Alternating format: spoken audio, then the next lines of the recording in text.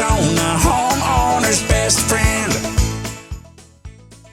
So one other thing I wanted to highlight, as the latest USDA Census of Agriculture, the size of Arizona farms have increased in number by 19%, or 95 farms since the last census in 2017.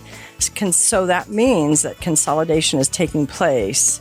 But remember, this is the highlight I want to give to our listeners, is 95% of Arizona's farms and ranches are family farms.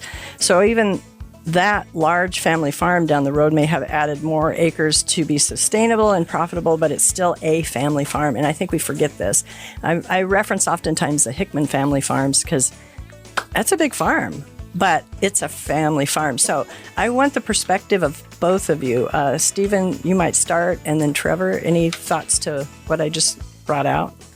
Well, you're absolutely right. And that is around us, they're mostly everybody is a family farm, because it takes that legacy of knowledge passed down from generation to generation. My dad still tells me stories about his granddad, John Bloat, sticking his arm into the ditch to decide if the water was at the right quality to irrigate. He wanted a certain amount of Gila mud to show up on his old hairy arm. He said Grandpa had real hairy arms. If he pulled his arm out slick, we want to wait a little bit because we want that good Gila mud to be in there. That brought a certain fertility to that desert soil. Wow. This is when they're just getting the irrigation system going out in Buckeye, our canal system. But yeah, legacy, family farms, passing down that institutional knowledge, critical to knowing that dirt, that place that you walk on every day, and what it's going to produce.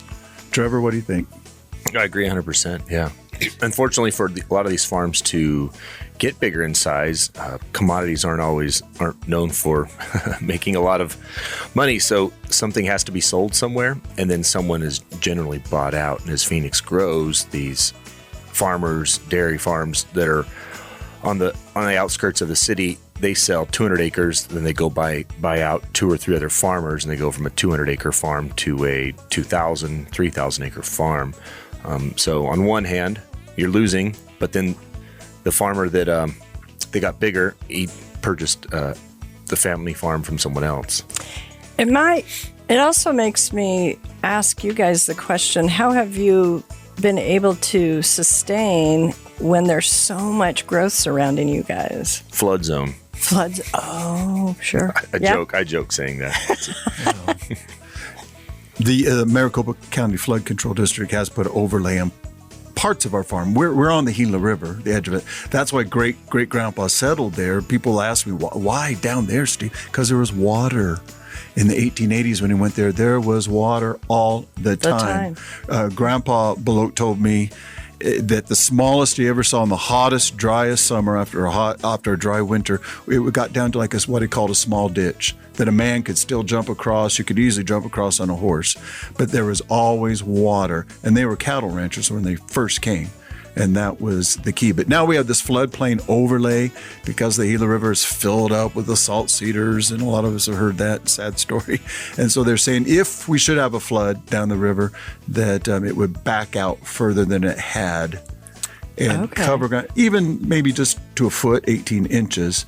But then that puts certain building restrictions. A lot of our farm has some of those issues with it. So that's what Trevor is lending to. So it doesn't lend it to real quick development or massive development there. And in some ways, we're not too upset about that. In some ways. Good. Rosie on the house. Every Arizona homeowner